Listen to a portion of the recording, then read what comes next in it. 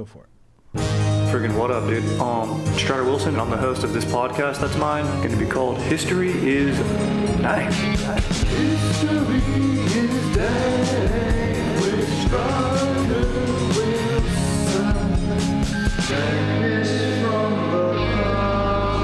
Friggin' what up, dude? Welcome to another ep of History is Dank. Dude, I'm your host, Strider Wilson. We got Aaron on the sticks, just beasting it, dude. What up, Aaron? What up?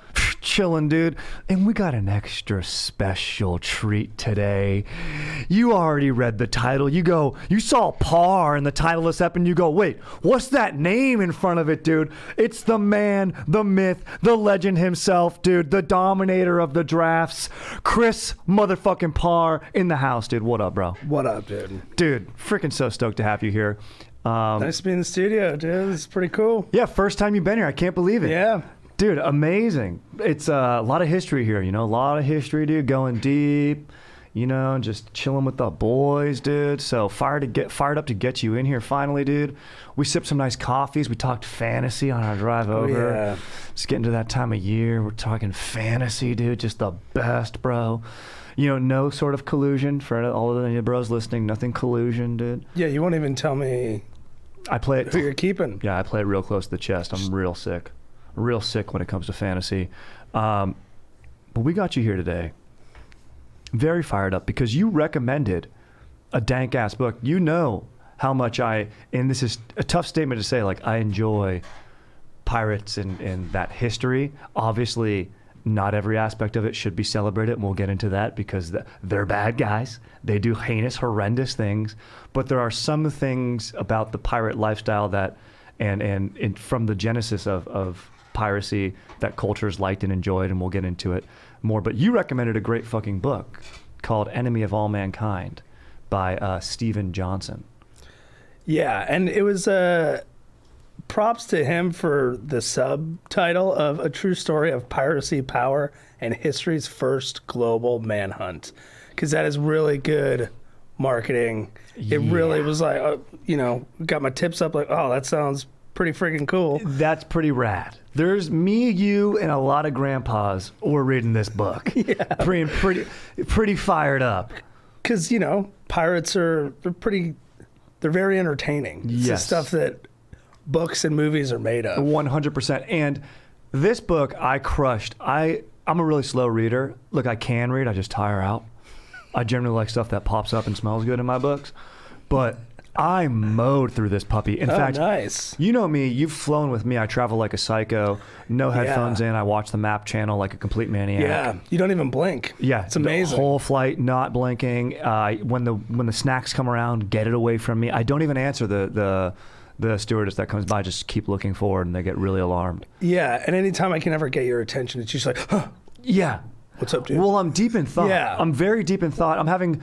What's going through your head while you're watching the plane cross I'm hoping from state to state? I'm hoping for an invention to pop in and be like, that's it.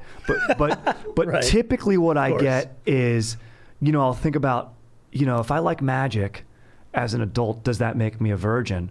Does it make me a child? But then I think to myself, no, I appreciate magic for the sleight of hand, the craft. In fact, that's a more mature aspect for enjoying magic. So I'll have stuff like that really positively reinforce myself. That's good. See, for me, I need to keep myself busy because if I'm just left to my own thoughts, I just get too horny on airplanes. Oh, you better I believe just I'm get getting bored, horny. and then it's only a matter of time before my brain just gets to naughty thoughts. And it's just I don't need that when I'm surrounded by a lot of strangers. 100%. And there's nowhere something, to go. especially if you're in an exit row with responsibility. Yeah, you pop up and you have a boner and people Right. can't get by you to the exit. They'd be able to get by me. That wouldn't be a problem. Respect that. Let's go. I'm with you, dog. Thank you, brother. Brave and honest, guys. You heard it here first. Yeah, but yeah, you just want to stay focused. Want to make sure that if the flight attendant does come up to me and is like, "We need you," I'm like, "Yeah, I'm ready. Don't worry, I wasn't even thinking about naked people. Like, I'm ready to do my job." For sure. And yeah, guys like me and you, we'd love to be in an exit row. We give a loud. Other guys are like kind of like shake their head. They're like, "I need the audible yes." Me and you, it's a affirmative. Yeah. Copy that. Absolutely, yes. Well, absolutely, 100%.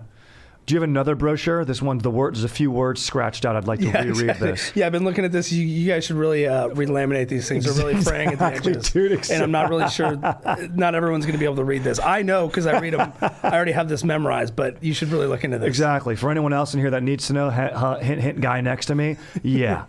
Yeah. 15-year-old kid who technically, I guess that qualifies, should be 16, but it's your vessel that we're in. Yeah. Well, if I get seated next to someone who's younger, I'll grill them and to make sure, like, are you actually responsible? Correct. Are you going to be able to do the job in case I get incapacitated? 100%. You never know. If I don't see cargo shorts on the people next to me on that row, I'm really upset. I need a fresh set of cargo shorts. That's what I travel in. And, smart. But the reason I mentioned my psychotic travel, where I just watch the map channel refresh every 12 minutes because that's when it refreshes. Halfway through this long ass flight, we were going to a wedding in Costa Rica, and one of my freaking dank ass fiance's friends was sitting kind of like on the aisle seat watching, so like kind of like was in his field of vision, like he could not see what I was doing, and he kept thinking the whole flight, like, this guy's out of his mind. And then when we were joking about this in the pool later, and he's like then about 3/4 of the way through the flight, you pull out this fucking book called Enemy of All Mankind. And I was like, that wasn't my book, it's my manifesto, exactly. bro. Dude. Yeah, he's like trying to see if it's handwritten. Dude, exactly. What is this guy doing? It's just a bunch of names of guys I've met that I don't like. But dude, and he's like, dude, how is this guy not on some sort of watch list? And then I was like, no, bro, this is a sick ass book about Henry Every, one of the all-time pirates, who is on this top 10 list of pirates that I sent you, because like I was hoping the angle of this episode would be like, Chris, you found this great pirate no one knows about. Everyone knows about Blackbeard, duh. Everyone knows about Sir Francis Drake, whatever. But he's on the list, this guy, so he's chalk. And it's because he pulled off, a mega heist at sea. Yes. Which is pretty tight. And that's how this book opens, which is great. Like, he does this great teaser of like talking about the ship, which has a great name. The Fancy. Very fun pirate ship name. Yeah, and the fact that, so on a lot of these expeditions, it was like, before Britain had like kind of made a monopoly of like a private company that you could buy shares in. Yes. The way that they would do pirate ventures was like, you would just ask a bunch of people for money and then you'd get a percentage of whatever they came back. So it was a very risky thing. Totally. And this was one of this was supposed to be like a merchant ship, right? What was their original mission? The Charles II. And it was the Spanish, it was like funded by like Spanish investors or something like that, but they were using British sailors for the East India Company. Basically, like, everyone's heard of like the Dutch East India Company. Then you have the East India Company, which is exactly what you're talking about, which is super interesting, about you'd buy voyages.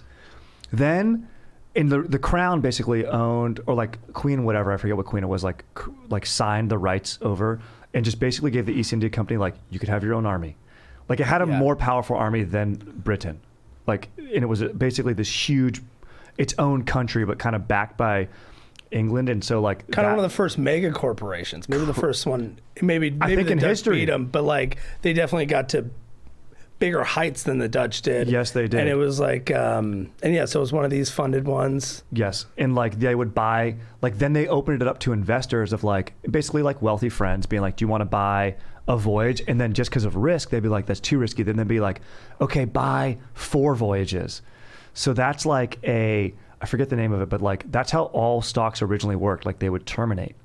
But then that became so lucrative, they said, let's open this up to everyone, not even just the wealthy elites, but like people who have a little bit of extra money. Yeah. And they'll invest in the company. Right. So all like, missions. And so then it spreads out the risk. Yes. Because people would lose might fund a couple of these voyages. Mm-hmm. And like, I mean, bad stuff can happen nowadays. But like these are, obviously this is like hundreds of years ago.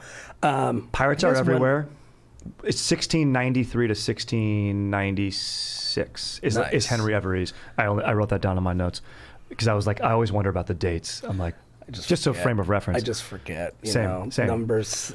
We're not going to take a history test. 100%. And the date's the least interesting. I mean, you got to kind of know when you're operating, but like it's the least interesting thing. It's all about the story and the character. And Henry Every is quite the character. And so talking about his genesis in this mission, maybe a good place to start is this idea of impressment. Dude, this is unbelievable. Go for it. And talking about the East India Company, it's built on essentially slave labor. So it's basically, I mean, obviously they were exporting slaves for sure. Like they did everything bad, like under the sun. But if you lived in Devonshire or a coastal town, and because like the author does a great job of like talking about how like after the Enlightenment, it was a shift over from feudal Europe to like now people are like, there's like a middle class and people can kind of, they're not serfs anymore and they can sort of make a name for themselves, but they need to find a landing ground. And do you remember the way he writes that bill about impressment? Like there was literally a bill from the crown that was like, if you are wandering the streets, if you have no job, if you've claimed more than once that your house burnt down and that's why you're wandering looking for a place, you have the right as a male to be stripped down and whipped until bleeding. Like that's what the British would do to their own citizens. But then the impressment would come around and go, but if you want to get out of that, we'll give you a job on the Royal Navy, on the Navy. You can hop on this ship, hop on, and we're going to go. Don't worry. And then they talked about the conditions of like the holding ship before they got actually put onto a new ship. Right, where you could be stuck on like in like a floating prison, just like in the harbor, Yes. and just like trapped on there with like a fuckload of other dudes, and you don't even know how long you would be sitting there. Horrendous. And so you can't run away or whatever because you'd probably run away. And people would try, they'd drown right there in the channel. Oh my God. So, and it was always like young boys, like 16 to whatever, 20 or something like that they'd put on the boats. And then you'd go live a life at sea. And it was, and then he talks about like these boats are the size of like tennis courts and you jam like 90 people on there. Crazy. Isn't that nuts, dude? And like, so that's just crazy to me that think about your life and just fucking, and he does a great split screen because the vessel that the crime that Every commits is against the Mughal Empire. Mughal Empire, India. in India, and he talks about like the upbringing of like Henry Every, who was probably a guy who was impressed to get on a boat and then rose up through the ranks. They say like he caught because there's this whole idea of no one really knows who this guy is. There's Henry, there's Avery, he's used aliases and stuff like that, and he's like his name comes up because he caught the eye of an admiral in like a battle in like Trafalgar or something like that. But we don't even know if that's the guy. It's also because like, and I'm assuming we'll talk about it later, but like the myth around him gets pretpretty big that it makes it even, it muddies the waters even more because he was so well known in his time. Correct. And you have these guys who we were looking up, and part of this myth building and piracy is you have these guys who sing the news because back then people weren't literate. I mean, I think this was, I don't remember when the Gutenberg printing press came about, but like nobody was reading, and so the news would come out and it was like basically true crime still sells today and pirates were fucking all the rage. And that's sort of why you have this golden era of piracy. You have the media who needs them to do horrendous deeds, and then pirates need the media so they can have power. And because they just feed into each other and then that's why it's also tough because then a lot of it can get sensationalized because if it bleeds it leads, or they make them into like these really like mythic romantic characters because it's more fun that way. Totally. And that's where we get a lot of like the myth building and making them out to be heroes even though they are most likely committing atrocities. Horrendous atrocities. So like, who's the woman that you liked, the pirate lady that you were talking about? I don't know how to pronounce Jean de Clisson, and he talks about it's just like an anecdote in the book, but she was French and her husband, like some miscarriage of justice where like a higher up basically had her husband killed. Yeah. And of course it wasn't fair, at least that's like the story. So she just became a pirate, and she was a French lady, and she just roamed the English Channel and would just attack and pirate French ships. I think she did it for like decades. It's unbelievable. And like, so she was murdering people, but it's like, because of love. So we like that, right? And it's also like, this country took my husband from me. Yeah. I'm going to make them pay. It's very sexy. It's very sexy. And also, basically, she could then get the title of privateer, which is basically a government-funded pirate, like Sir Francis Drake. He's a pirate, but he had the backing of the government. Like you'd have like a stamp seal of the King's seal and a letter that would say, I'm only going to go after Spanish ships. And of course, guys would get greedy and go against whatever. But it was smart that she's operating in the English Channel and she's only attacking French ships. Yeah. So why would the British care? Exactly. They're happy you're not about hurting our profits. You're only hurting someone who's a historical rival for us. So we love that. Yeah. wreck their stuff. Go for it. 100%. So it's like, so governments are meddling in piracy through the title of privateer, and then you have people just going out and kind of becoming pirates. You guys who are straight-laced, like maybe a Henry Avery who came up through impressment, caught the eye of an admiral, rose up to, you know, be first mate, whatever, maybe then And that's what he was quartermaster. on this ship? What was he on this ship that he actually... Yeah, I think he was was he the quartermaster on this ship? He might have been. No, maybe I don't know if regular ships had a quartermaster. But what? So this was supposed to be like a merchant. Yes. It was supposed to be like they were just going to go trade. Mm-hmm. They were going to go to certain places and just trade some goods and then bring it back and sell them. Yes. And that was how they were going to make their profit. And then they went to somewhere in Spain to just like... They were posted up like on an island for too long. Like... Yeah, and somehow Avery... Cordova or something like that. Convinces like, hey guys, let's boot the captain. Let's boot the captain, make me the captain, and we're going to go steal some shit. Correct.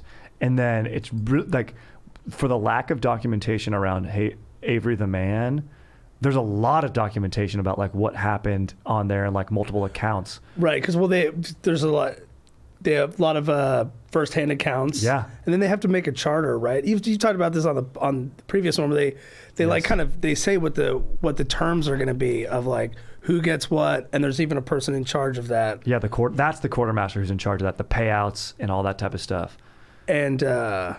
And what I really thought was cool was like after they did this, then they changed the boat to make it a better pirate vessel. Yes, the Charles II was like supposed to had 48 cannons. You know, it was an East India Company ship, and so they had a great fleet. Like they were basically military vessels, and they had to be able to defend themselves on the open seas. So it was a badass, fast ship. And then once it becomes a pirate ship, and this is like telling of the code too, like they get rid of the captain's quarters. The captain would sleep with the crew. He would just like. The crew would vote on where they want to go, and in Avery's case, like he had a plan. He's like, this is what we can And they even go like do. strip down. They like to create less wind drag. They like rearrange some of the deck and like the storage that they got from the captains. Like it was all with like an eye towards making it like faster and a better pirating vessel. All the changes that they made, which wasn't even on my radar. I'm like, that's so cool. Badass. And if you're in a movie, how sick is that scene of when they're doing that? We're going to make this baby ready so we can take on anyone. Mm-hmm. Shirts are off. Guys are fired up. Yeah. They do give the old captain like a vessel to go out on, but I guess it's like taking on water. Oh, right. And then there was like controversy over whether they did that on purpose. Exactly. Because like there were some people that said like, hey, I was coerced into this. And other people were like, we don't believe you. Yeah. Like, then why? We have some firsthand accounts that said you did this and this. Mm-hmm. It sounds like you knew what you were doing. And he's like, no. I didn't really. I was just following orders, or I was scared for my life. So I went along with this. 100%. Because a lot of these dudes will get captured. A lot of these dudes do, and that was one of the things in the trial was like, was there room on the boat? Could have other guys had the choice to go? According to this count, everyone had the choice. And he's like, yeah, but like not really. And I mean, that makes sense. I guess he had to be there. So it is interesting. But anyway, they jack the boat. They fucking fashion it up. They make this puppy fast as fuck, dude. Like, he's got a great term. He's like a boat that fears none other in the waters. Like in the open waters, like he makes it out to be like the fastest vessel on Earth. And the only thing that maybe could challenge it would be multiple vessels or the Black Pearl. Yeah, exactly. The Pearl, or the Gunsway, which is the Ganj-i-Sawai, which is Aurangzeb's ship that has like, I think the fancy has like King? That's the Mughal King's ship that he jacks. So that's the crime that he commits, is he goes after Aurangzeb, who we can talk about for a minute. The boat's called like the Ganj-i-Sawai. I mean, I'm probably saying that so fucking wrong. It's a Indian name. The Mughal Empire is a Muslim empire, but it's in India. You know, the East India Company has like a fort warehouse in like Surah and Bombay, which are like on the Indian coast, like the east coast of India. And he's got a great ass map in that book too, which is good. But anyway, Aurangzeb is this like super devout and staunch Muslim ruler who like reimposes the jizya tax. I'm probably saying that wrong, but it's like a tax just on Hindus. So it's like, oh, you're not Muslim, we're going to tax you now. Which like even rulers before that, like he's a descendant of like Babur or Babar, who like conquered a lot and was good. His grandpa, Aurangzeb's grandpa, built the Taj Mahal for the his deceased wife. There's accounts of him, people saying like he hates art. He does not enjoy music. They're like he just likes to get wealth. I mean, dude, the guy's name means universe conqueror. Love it. That's all you need to know. A dude who gives himself a nickname. How many dudes do you know that given themselves nicknames who are cool? And so he was also loaded. He's the wealthiest guy in the world at this time because he has, and we talked about this, the best fucking textiles. Yeah. And the color dyes. Which I didn't know about, that they were like, Indian textiles were all the rage at this time. Yes. So much so that the British, they started bringing in so much that locals were like, you're messing with our wool industry, which also made clothes. Yes. But it's like, it would like breathe really well, you know? Like it held color better? Yeah, it held, and they had like more elaborate colors. They just did so much more. Yep. Whereas like, the way that he kind of describes it is that it's like, you know, the wool industry in Britain was built for clothes that you would wear in Britain. So they're going to be thicker. They weren't going to breathe as much more. Just they got worse weather. Yes. You know, it gets a lot hotter in India. So they had just more extravagant stuff. Yeah. And that it was some of the finest in the world. Plus they had a bunch of spices. A bunch of spices. Peppercorn, that stuff that we put on our pizza was worth more than its weight in gold. At one point, like just, right, like just I all want the my normal, food to taste good, dude. Like the spice rack that anyone has in their kitchen would have been like just an insane amount of it would have been so hard to procure. You're like king. You just never would have had it. That's what's amazing to think about. Like even today, and obviously there's a ton of disparity and people in poverty, but like if you've got like a job in the United States and like you are living like a king, dude. Like you're living better than any king 300 years ago, like right now. Like if you got an Xbox, dude, like you're fucking like, you are the ruler of the world, dude, 300 years ago. Like nothing is better, dude. And so it's like crazy. And was the goal, remind me, was the goal always to go to India and rip off people there? For the East India Company? No, for Avery. Yeah, that was his plot. His plot was to go to India, and he like knew the it's still like I think the biggest hotbed for piracy is like that Western African border, like or right in the Red Sea. like East Africa to like to India. Yeah, East Africa. Yes, exactly. Like that's still a like hotbed of piracy. The Barbary coast is East Africa, and like Barbary pirates. There you go. I've heard of them. So I feel like that's like the Captain Phillips like kind of thing. Bro, 100%. Those are the waters that Avery's sailing in because that's where he knows the wealthiest dudes are. And he's like, let's go there. We'll jack some. We got the fastest ship. We can fucking do this. And he's a good captain. Like he does make a point to say that. Like he literally navigates basically all over the world. Because they actually go on like, I feel like they plan for a long time, like longer than I thought they would have. Yeah. And then they make a confederation with some other pirates. Yes. Which is fun. And then there's one guy who had done like an all-time heist, who is a captain of another boat. Yes, who he teams up with. But even though our main character hadn't done anything like that, he was still put in command, and this guy wasn't, which I always thought was, I mean, when I read it, I was like, oh, so why didn't they nominate the guy who'd already pulled off a mega heist to do it? So he must have been a freaking charismatic dude to be like, totally, this is my plan, my idea, and the other guy would defer to him and be like, yeah, man, go for it. I agree. And part of me, what I thought about was like, it might have been too much of like a oceanic faux pas pirate code where it's like that legit dude, I forget his name, who pulled off the badass heist. Thomas Two. Let's go. Yeah, Thomas Two. What a great name. Yeah. He like might have needed the Fancy, which is like was the best boat of all of them. Yeah, that's and how it's he like frames that. it. At it least feels like that's the flagship. Like right. And he's like, you guys are going to kind of come around and like the role you're playing in this invasion is a supporting role, and we're going to be the main assault. So what they do actually, they first take on like the wealthiest merchant's vessel. Like they go there and they fucking jack that boat. Thomas Two, with like the smaller boats, takes on that vessel, and they get a big score. He ends up getting shot, like disemboweled by a cannon. Yeah. Remember that? And like really gruesome scene, like a cannonball goes straight through his fucking guts. So gnarly, bro. Dude, what a life. Yeah, exactly. To where that's like a reasonable expectation of how your day is gonna go. It's totally. like, granted, a pretty a high flying day. Like that's not every day, but still that's in the realm of possibilities that a cannonball is going to disembowel you. 100%. That's what you're taking on when you become an enemy of all mankind, which is sort of an interesting thing that we haven't talked about yet, of like this phrase that comes from the Roman empires, where it's like as soon as men were able to build boats and transport goods, other men were able to build different boats and try to steal those goods. Like that's when piracy existed. And so like the Romans even dealt with it, and they had this term, I forget the Latin phrasing for it, but it translates to enemy of all mankind, which just basically means like these people are no good for anyone. Right. They threaten global economies, and they can change the course of history, which is why this thing that every did is so significant, that we'll get into the significance of it. But it set the code for like that we still use today and still reference. Like it might have been Caesar or someone else, I forget, but like in Guantanamo Bay, when they torture terrorists worse than they should and like break laws, they're like, no, they're enemies of all mankind, like we're allowed to do that to them.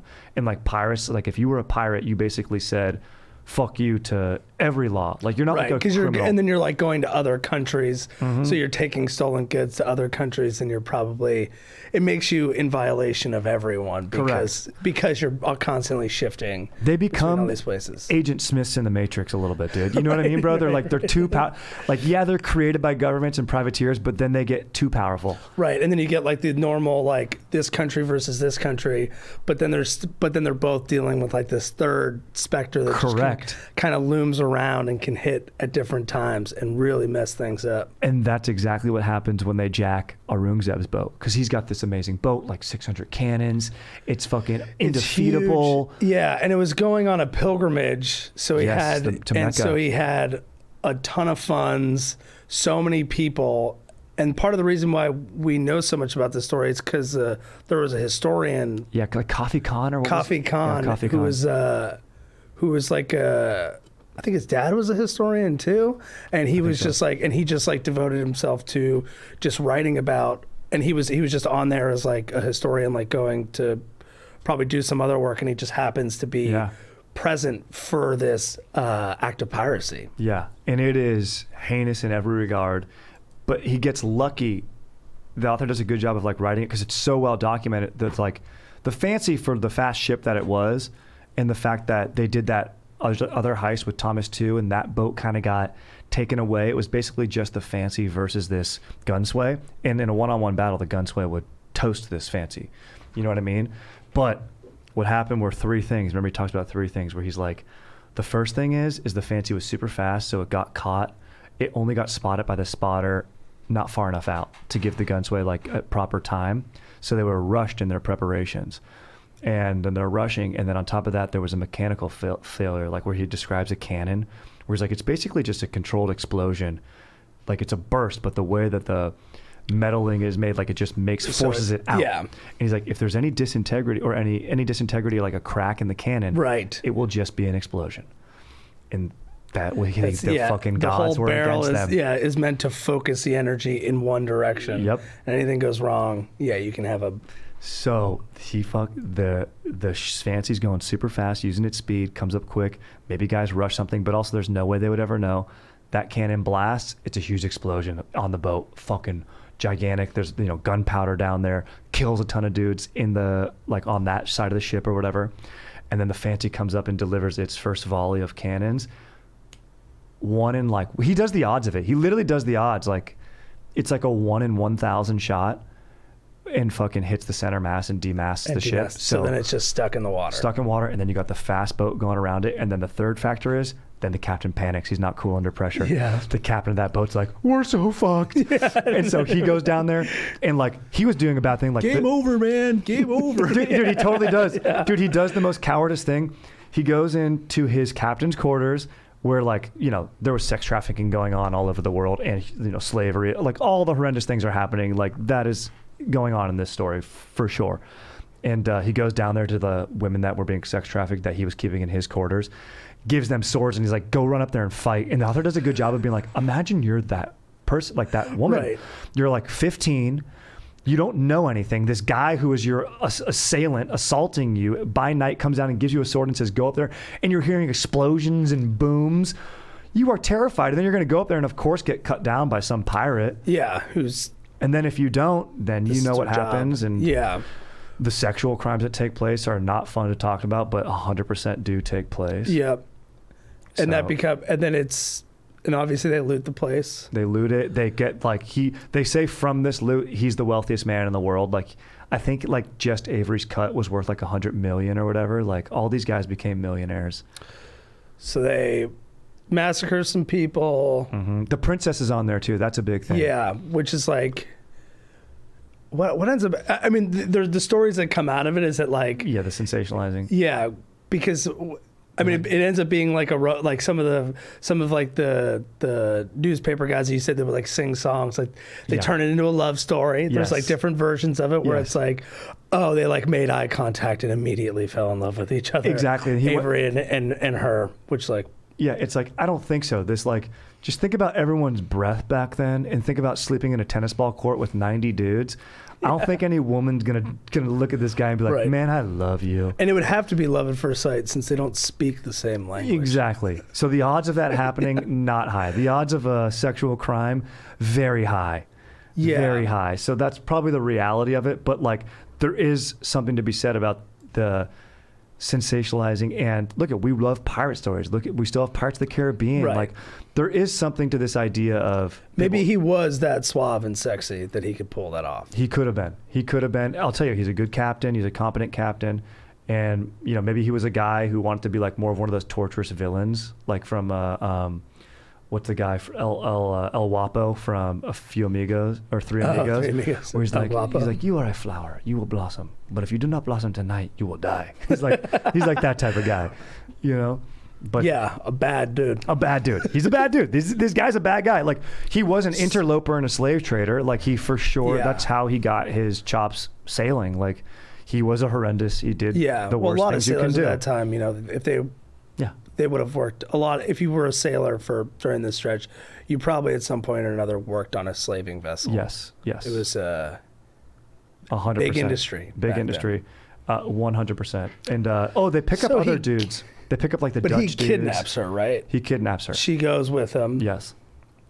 They pick up more dudes because they're just having a blast. Mm-hmm. And that's also a princess getting from the richest kingdom on the planet getting taken. Yeah. That's where you kind of get this, Love story.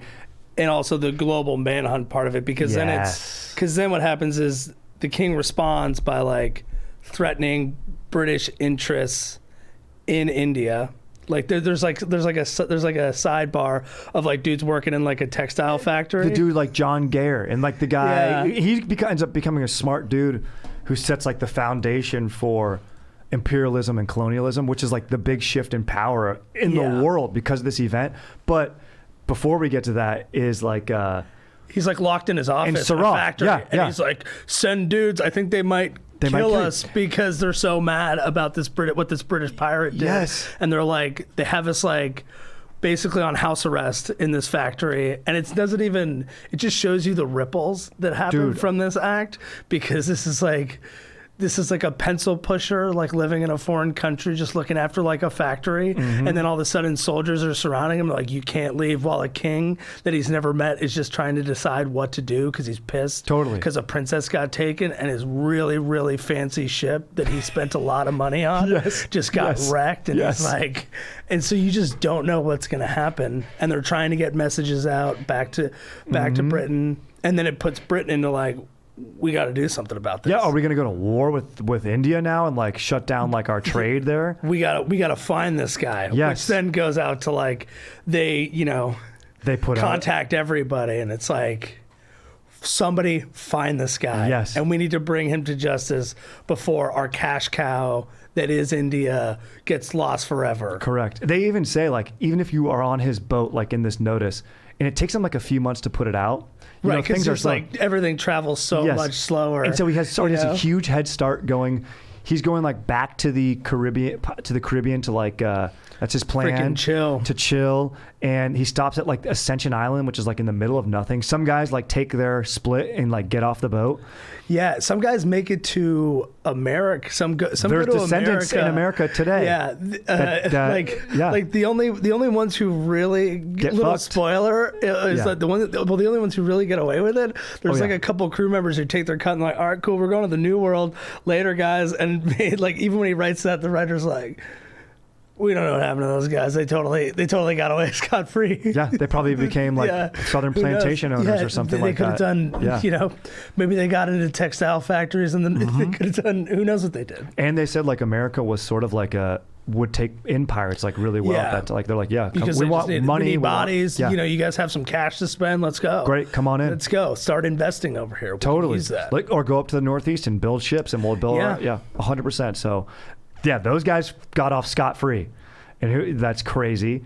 Then this guy. But that's the complication of this thing is like, Aurangzeb is basically blaming Britain for Avery's crime, even though Avery betrayed Britain. So they're trying to be like, no, he's not our guy. Like, you have to understand. Yeah. But he's like, but then remember earlier, I forgot to mention, they burned a mosque for some reason. Remember that right. they commit that tyrannical act for like no reason on like the way there, Yeah. right? Where they just kind of stop over and like They steal some supplies. They steal some stuff, and then they just decide to just commit this act. And Yeah. there's not really any. There's no reason It doesn't for make it. any sense. You don't need to. Once you loot the place, you don't need to burn it down. Correct. So then it's just one more thing that it's like these guys are Plays bad into news, Then they were.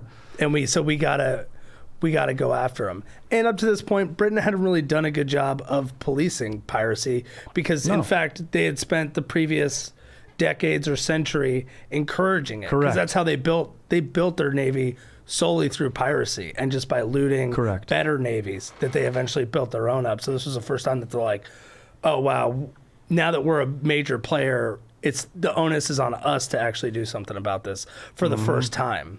100%. And we got to get our asses in gear. They put out this global manhunt. They say anyone Dead or alive. Yep, dead or alive. Bring us Henry Every.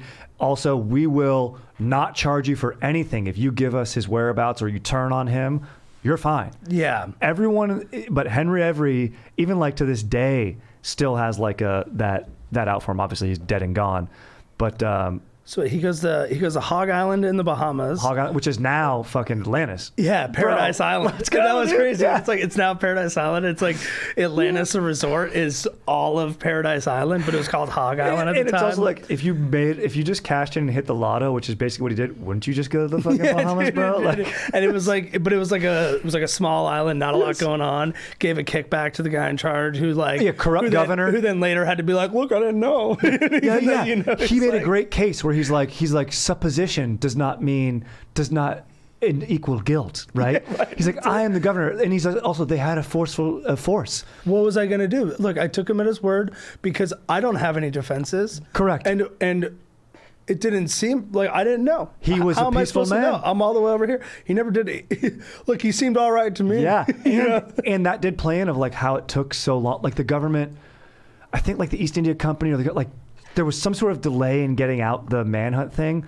to where like Every made it there before that notice Right. was there. And then, which was maybe when he huge. gets it, he's like, well, he's already here. No, totally. And he'll probably we'll murder just- me. I'll keep an eye out. Sure. I haven't seen him though, because this doesn't sound like that good fellow that I Dude, know. exactly. So he ditches the fancy. Which was so sad that I they have to know. destroy the evidence and be like, we have to get rid of this. 'Cause Great boat. They make it, the writer does a good job of making it be like, dude, this boat kicks Fucking ass. rules, dude. And then they do, I guess a couple of jobs, but like one big job, and then they're like, all right, later we got to get rid of it. Mm-hmm. Especially in my mind, I'm like, that's how you get the super fast boat. Isn't that how you stay free? Totally. And so now he gets a new boat, smaller boat, another sloop or whatever, and then someone meets another lady at some point, right? Yeah, like it's in Nassau or something like that. And The princess, whatever. I don't even remember what happened. yeah, you kind of don't hear about the princess anymore. She might have gone with one of the other shacks up dudes with to America, or he shacks up with another chick. a lot of the dudes shack up with natives on Yeah. Ascension Island. some locals in the Bahamas, they'll shack up there, and then but he gets a boat with like 8 other dudes, a solid amount of other dudes, and like a woman who was like with the quartermaster or something like that. Apparently they fell in love, like actual love, and they go back to their plan is like, look, we're not going to sail into London, like what the fuck, like no, we're going to go to like some northern, like the North Coast, and just like some port up there, and then like blend in, right? Yes. It's so weird that they decided to go. Why go home, back, bro? That's know? what I'm thinking. I'm like, and this is the sick part about it, where it's like, we shouldn't be cheering for these guys because what they did was so bad, but everyone is cheering for them because you're like, it's like a high speed chase. You're like, kind of you want them to get away. And anytime they're the main characters, you're like, that's why I think the guys who make it to America, even though they probably were really bad dudes, totally like, man, that's you got away. They did it. I know. That's crazy. I know because it's like, and dude, like. The amount of money they get, like their wage was like 80 pounds. All of their like you get one share, like they got 1,000 pounds, which is like, that's a lifetime of money. Yeah. They all could have, especially ever, like they did. I guess that's why you scuttle the boat. Cause it's like, well, this is a once in a lifetime score. That done. means I can just retire. Yeah. But like, guess what? They had trouble. There's a couple of them where they know, and like, it's like them trying to blend in, but like Yes. a bunch of them get caught. Yep. And then that's where, but by this point, it's already taken on like this mythic quality to where they get put on trial. Yes, they're on trial. There's like 8. One of the dudes gets caught because the maid's picking up his coat and it's heavy as fuck. Yeah, because he sewed all the money into it. Yeah, and it's like, why'd you touch my coat? Dude, I kept thinking, I'm like, why'd you get your room clean, dude? What are you doing, bro? Exactly. Like, you're like when you walk in and you're like afraid that your parents might find something you don't want them to, and they're like going through drawers, and you're like just kind of sitting there like, are you done yet? Are you done? Dude, exactly. What is this? It's nothing. Dude, literally in college, I got a fucking minor in consumption. And I went to court for it, and the judge threw it out. The judge was like, whatever, like not enough evidence. But legit. I had the little receipt. The judge was fucking legit. I had the receipt in my jeans, and I was sleeping in fucking late, dude. And my mom came in the room while I was asleep, picked up my jeans. So when I woke up, she goes, what is this? No. Yeah, and I was like, why didn't I throw that out? You got away with it. What the fuck? Should just fucking Why are you going through my stuff? Yes, exactly. Like, I didn't tell her about the court, didn't tell her about anything. Like, oh, man. You know, I was 21. I was 20 at the time, because minor in consumption. But I was an adult. Like, yeah. So I was like, for sure. Bro. Like your birthday was in like 2 months. Yeah, exactly. I was like, fuck. But so I get it. So then they're on trial, and this is like even a movie in itself is this trial. Yeah, well, because like they want to throw the book at them so that they can go to India and be like, look, see what we did. They're not our guys. But the story of this heist has taken on like a life of its own, that they're like heroes to a lot of the people. Everyone loves because they're like everyday man. He was a guy who came from Impressment. Was he on trial? Every was never on trial. Yeah, he disappears. The thing. You don't hear about because that was the weird thing about the wife, because there's a thing after the trial where they're like, someone ran into the wife, the woman that they fell in love with, and was like, oh, I'm gonna go meet up with Every somewhere, and he used aliases where it was one of his aliases, right? Where she was like, I'm gonna go meet up with him, but like nothing. Yes, it's all murky. But the thing is, like, we never officially hear from Every again. You never hear from him. But a lot of his so it's his crew that are put on trial, and they actually get put on trial twice, because the first time Yep. The jury botch it. The jury loves them. The jury's like, these guys are chill. These guys are awesome. Dude, exactly. Like, and they hate fourners. Yeah, exactly. So there's a lot of racism and and like xenophobia. anti-Muslim like kind of mixed up in this. The fact that, like we talked about earlier, like we don't like their textiles because we like our textiles. Correct. And you're supporting them. Like, this is crap. So the jury finds them not guilty. They don't do anything. They don't exactly do. Yeah, even though like the evidence is like overwhelmingly stacked. They have all from Coffee Con, all of the accounts, all of the heinous crimes that they did to the women, of the stealing, of the murdering. Yeah. Everything, and the account of them choosing to stay. 2 guys like turned states witnesses. Yeah, 2 guys and to get a lesser sentence or to get off. Like, so they have personal eyewitness accounts, like being like, no, we did this stuff. Yes. Not guilty across the board. Yeah. So then the guys are like, it's unbelievable. Worst case scenario. Like, we're trying to show them India's going to literally attack us now. We can't let this out. We have British citizens like stuck in a factory. Like, they're going to get murked because of this. And then they're like, we need to get a technicality. Yeah, so then they just put him on trial again with no jury, right? Yeah, like they just like run it back. They come back and they put it in this courthouse where like people can watch on the side, like the way the courthouse was built. Remember that? Like, because like there's like no TV or like anything, so like people are watching this. Right, because it's just a total spectacle. And the way that the court's built is for the sun to be beaming down on the people, so they like are disoriented and shit. Didn't they like break out into like a like there was like everyone loved it the when they first were one free. was like when they went nuts and like people were like chanting like Yes. let him go. Like, Yeah, let him. and the jury's going to be swayed by that, and then they like do like another trial that's like a state trial for like a corporate crime for like just the stealing of the boat, Oh, right, or something like that. Yeah, like it's not even for the piracy. But it's not supposed to be. But then they still end up charging them with everything anyway. Correct. And totally, they basically break the rule. It was such a bad trial that they have a really unfair one immediately afterwards. Correct. Where they just, even though they kind of get to the right conclusion, they just break all the rules. There's no law. Yeah, No, they it's break just their like, own laws and invent new ones. In fact, to get these guys convicted, which they do. they do. Except the one guy who pled guilty, they didn't murder him. Everyone else gets hung right down there at the River Thames. Right. And they say like there's like 3 different bars. I wrote That's the so same funny, thing dude. down, too. Yeah. There's 3.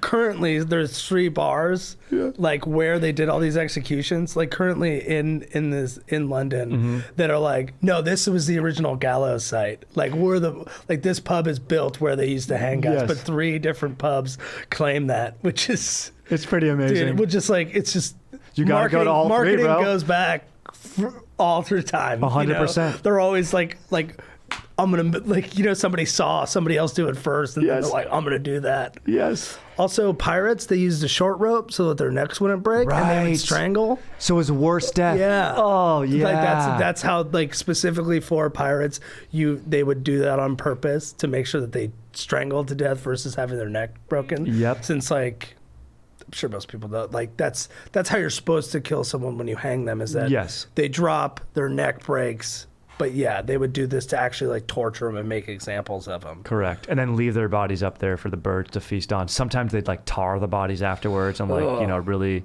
do heinous things. So these guys all go down. One dude did apologize. Like one guy who got executed, the youngest guy on the yes, crew, he did. he said like he was kind of the only, he stands out because he's the Yeah. only guy that came out and was like, we did everything. I'm really sorry. Yeah, I was a bad guy. I was a bad guy. And he's like young, he's like and 18. Yeah, and he was the youngest dude on the crew. Yeah. And he was the only one who came out and was like, we did all this shit. Yeah. And it was bad, and I'm really sorry. Yeah, we deserve this. Crazy. But fucking, a lot of the other guys got away with it. So it's just crazy. And then afterwards, the dude in the factory that we're talking about, and this is why this event, this like small event of these 2 boats meeting, but the implications because of it really have a ripple like through the rest of, fucking society and shit, especially in that region, is you get the guy John Gayer, who I think it was maybe John Gayer and then one other dude that were imprisoned in that East India factory. Warehouse. And they finally allow him to start writing letters. And then he starts writing a letter. And once Britain executes these guys, we got them. We still want to find but we showed you. Yeah, we're serious We'll about get 'em. pirates. We'll get 'em. We're very serious about this. Exactly. And they go, we're even so serious that we want to become saltwater like foodstars or whatever, like this, which there's like, I'm probably saying that word wrong, but it's like basically a land sheriff, where it's like in the Mughal Empire, there were guys who had regions that they were the security sheriffs of or whatever, and like had military power. And he goes, let Britain, we're so serious, we're going to invest more money and police that entire region. Yeah, we'll police the seas for you. Yes, for you. Don't worry about that. And then he goes, but really, it'll be a genius idea because we'll control all of it. And then in generations and in time, India will become reliant upon us. Yeah. And we'll then have them by the balls. eventually, India will give a monopoly to Britain for trade on a huge portion of India. So they basically they don't even allow Britain negotiates this so well that they end up pushing out all their competition and then they get a monopoly on all of India, which then leads to them I mean, full on taking over the country. 100%. And then, Imperialism to colonialism. Yeah. And then they take sure. over, and then eventually, India wins its independence. But Yep. the ripple effects of this were huge because it was just one major step in Britain dominating commerce, like overseas commerce. You can still do stuff over land, obviously, if you're India, but like a huge portion of their global trade was policed by Britain, which allowed them to really get their foot in the door, and then eventually take over. And they fought so hard to get there. India, was like in line with Portugal. Portugal used to be like the most unbelievable traders and seafaring nation. And like this guy, I think there was a guy before John Gay, another guy like Andrews or something, I forget his name, but he tried to set up a fort in like Bombay, and the Portuguese came in there and like, used piracy against them. And there was a lot of jockeying for that between a lot. And then finally, Aurangzeb's predecessor, his father, was the one who granted a porter to a porter to one. He said, you may come and you may trade. Because then there's a whole story about that guy like having to like the first guy to like broker that deal like had to like basically sneak his way into the court just to like get an audience with the king so that he could there are a lot of really fun digressions in there that even that one of like this British dude being like, all right, I need to avoid all the Dutch that are around here, and I just need to get in front of this guy and be like, hey, let's do some business. Yes, and he eventually does, and it like takes like an overland, like he almost gets caught here and here, and then he's like on an overland journey, like trying just to get. When you see how many like just like entrepreneurs who were just like making moves, because there was just it's kind of badass. It was just hard to talk to people. Yeah, I don't know. They don't know that you want to trade with them because they've never met you. Totally. And dude, like guys who love capitalism, like probably look up and idolize guys like this. But nowadays, it's like. I built an app with my dad's money. It's like, all right, dude. All right, bro. That's kind of cool. But what this guy did is pretty gnarly, dude. Yeah. Although your app is legit, dude, and I appreciate the pizza that arrives like that. Yeah, you did it inside air conditioning. Yeah, this guy was trekking through India, crossing mountains and stuff. Literally getting shot at, held as a prisoner. Yeah, having to like bribe people to like just get away, just get out of prison before like competing powers from his neck of the woods had him murdered because like we don't want you taking any. Correct. We don't want you getting a foothold in this very rich and vast empire because we already got one. Exactly. Well, I don't want competition. So that's really a wild part of the story. I'm glad that we touched on that. Other than that, I mean, dude, like we pretty much covered it, baby. Check out the book. It's really fun. We gave you some spoilers, but like Chris just mentioned, there's a lot of good digressions in there and stuff that, we probably just didn't cover. Yeah. Like I said, look, we talked about it. We talked about before Mocha, which is a city in Yemen. Yeah. I didn't know that there was a whole city called Mocha. Neither did I. And what did they do? They coffee, baby. Baby. And every time you drink a mocha, you are paying homage to that city. Who knew? Yeah. And it's just, there's a lot of little fun things like that in the book. I love that type of shit. Yeah. And you can just look it up, like it's just on Google Maps. And it's just Mocha, Yemen, right there on the water. Boom. Who would have thought? No idea. It's so rad. So Starbucks is even influenced by this story, so it's freaking legit. And they're everywhere. All over the place, dude. What do you say we do a few questions and bone out? Let's do it. Fuck yeah, dude. What up, Strider? I just hit a fat parlay betting off-season hoops like a savage. Won like 15 hundo. What should I treat my dank GF to? Thank you, Eric. Off-season, like summer league? Yeah, he's betting in like fucking, I don't know, whatever basketball's happening. I'm like, first of all, dude, I'm glad you won, but also like, dude, don't be betting right now, dude. Like, not even baseball, dude. What basketball is even going on? I mean, it depends when it came in, but summer league was going on. That's probably what it's from, because it's from a little bit ago. Hilarious, well, hey man, bro. if he's and he won, and if he's doing it responsibly, have fun. And he's benevolent. He wants to share his winnings with his dank ass lady. 1,500. Yeah, I mean, he must have hit a fat fucking parlay or a couple of them. He said, "I'll hit a fat parlay." Also, what's like? I mean, that's enough cash for like a weekend. I was gonna say that's what I was gonna say. Go to like I don't know what part of the country you live in, but I love going to that fucking hotel down in Huntington. Pasea, yeah. Find like a resort, that you can drive to. Yes. That has a pool, 2 nights. You know, it's summer, so like it's gonna be hot somewhere. So yeah, just like Yep. 2 nights. Yep. Definitely book, because then what? Like if you could probably find how much per night are we thinking? You know, I mean, I wouldn't because go. then you do one big dinner, Yeah. one day hanging by the pool. Yep. If you're trying to spend all 1,500, that you kind of got to do a week. You got to do a weekend. You got to do 2 nights. I would say 300, around 300 a night will get you into a decent spot. Right. You don't need 350 maybe at summer rates, and you're driving, so you're saving on flights. And then you do a big ass dinner. You kick it by the pool. You're getting cocktails. Yeah. You definitely maybe want get to treat cocktails. her to a massage. Ooh. You know, that's another hundo. Yeah. Hundo 50 probably. Yeah, plus tip. Yep. Definitely get a day bed at the pool. Yes. And be like, babe, we're going hard. You Baby, know? go to Vegas. What are you doing not going to Vegas? You love gambling. Just go to Vegas, bro. But then that's too much. That's a Is that gonna lot be of too money. much for him. That's a lot of yeah, Is that exactly. gonna Then be- he's is that like, gonna be- babe, just stay in the fucking room. I'll be Yeah, back. does your babe love Vegas as much Yeah, as you do? that's true. Does she love action as much as you do? Plus, 1,500 can go a lot quicker in if you're Vegas, losing gone. money on the tables. Gone. Yes. You know? like that. So yeah, go somewhere where she likes to go, by a beach or a lake or something like that. Yeah, I definitely think, but a place where people are serving you, you know, because you got the money to spend. And when you do the dinner night, give her, once you have an idea of what your finances are at, be like, babe, let's get a bottle of wine. Thank you. You get let's the do it in like bottle. this price range. Maybe it's like a tick above what you would normally do on this Yeah, occasion. yeah. You know, because you got that extra ching. You're having a little bit of fun. You're playing with house money, baby, and keep going with whatever fucking team got you that summer. What did LaMelo Ball or whoever's playing? No, get he's you? too good. Like that's the thing. It's like he wouldn't be playing in that game. Yeah, that's what I mean. It's so unpredictable. It's rookies and guys who you'll never hear about ever again. Hilarious, dude. All right. Unless he's betting on like foreign ball. Amazing. All right, let's keep it an hour. Let's just do a shout out, then we'll bone out. But because I love that advice.